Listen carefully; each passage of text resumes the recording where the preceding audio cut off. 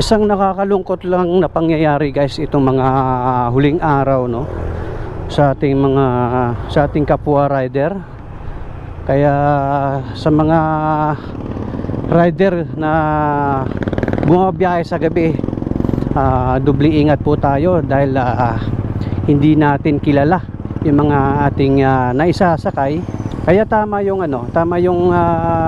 nakausap kong isang Move It rider din, no, na ang sabi niya is maganda sana kung gawin din sana ni Move It yung bang pag nag-apply sila sa apps ni Move It ay kailangan dapat mandatory din dapat na may ID sila, no, o kaya may mukha din sila dapat.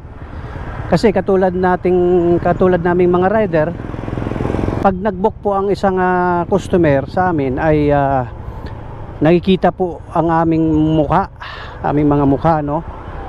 Pero sa CS po natin ay hindi po nakikita yung kanilang mga identity, no, o kahit mukha man lang sana.